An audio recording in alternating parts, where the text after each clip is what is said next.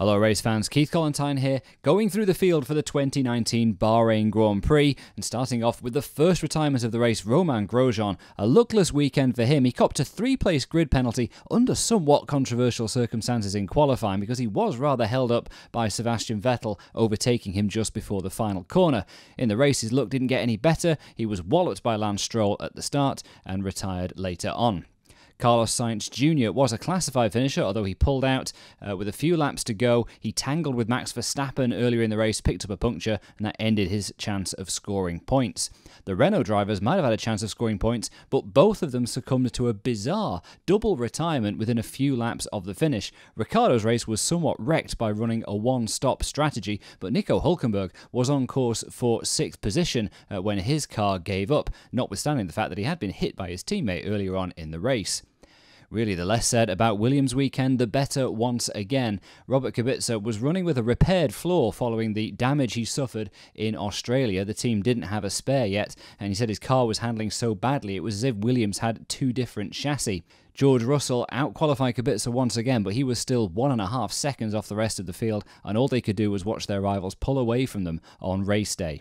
Lance Stroll had that collision with Romain Grosjean at the start, which spoiled his race.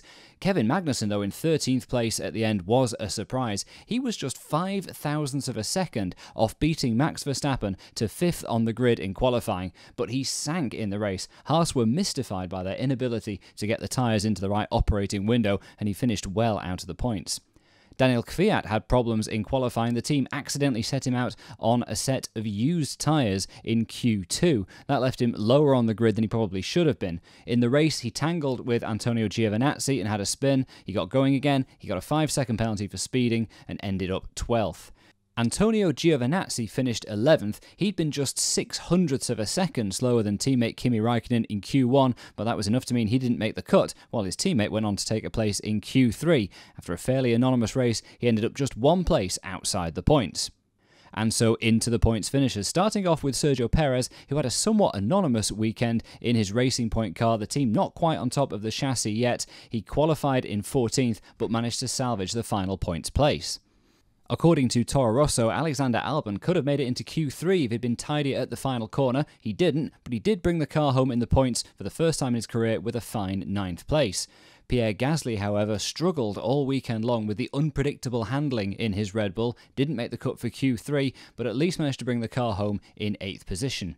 Kimi Räikkönen complained about high-speed oversteer in his Alfa Romeo, but he climbed 2 places to finish 7th. And Lando Norris was surely one of the standout drivers of the weekend. Into Q3 for the 2nd time in as many races, he finished an excellent 6th, despite slipping to 14th place at the start. He said that a few of his overtaking moves felt a little bit too soft, but when you look at what happened to his teammate, McLaren will surely have no cause for complaint with how Norris handled himself. An unhappy weekend for Sebastian Vettel, however, who was outclassed by teammate Charles Leclerc and outfoxed by rival Lewis Hamilton, who left him spinning down into 5th position. Max Verstappen salvaged 4th with a really fine drive in what still looks like a tricky Red Bull. He said the team weren't good enough to deserve 3rd position. He might have had it if the safety car hadn't come out. That was because Charles Leclerc, who took that fantastic pole position and led the race commandingly, unfortunately hit engine trouble towards the end of the race and was slipping back into Verstappen's clutches when the safety car came out. At least he was able to salvage 3rd place.